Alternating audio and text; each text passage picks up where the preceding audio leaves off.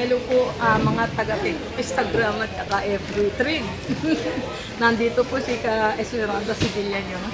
Dinalaw ko po ito dahil yung kapatid ko may baba. Eh sabi niya punta ko rito, kaya binlag ko naman sila rito. Kasi marami kaming dating na biyahe doon sa kanila. Eto po, tingnan nyo ha, ang gaganda ng ano nila. Ayan, ang gaganda ng isda nila. Ang sisipag ng mga tao rito. Oh. Kita nyo ha. Eto yung talagang bukid na lapad. Ayan. Tapos ano ba yung labahita ngayon? Labahita, tapos niloro. Sari-sari po yung mga isda nila dito. Saan ba galing to, ha? Saan ba galing to? Palawan. Ayan, oh. Galing po ito sa Palawan.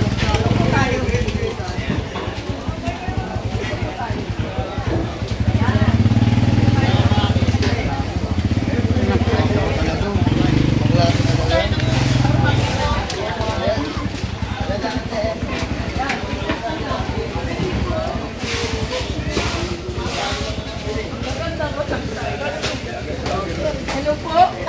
Nadalaw ako rito dahil meron kaming babaron. Ito po, makikita ko sa inyo. Yan. Dito po ang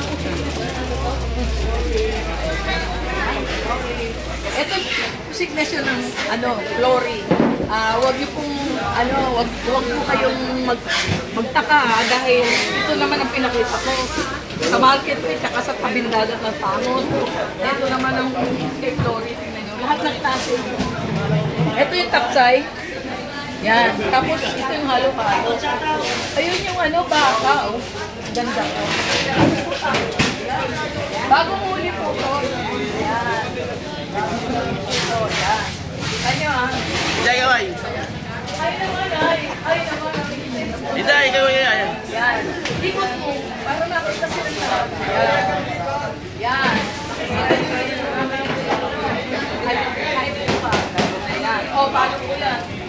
Salamat po sa panonood nyo sa TikTok, sa Instagram, sa FB, sa Twitter, at sa Star Maker. Huwag niyo pong kalimutan ng YouTube channel ko, Esmeralda Sibilliano. 89 episode. Please watch and subscribe. Bye po.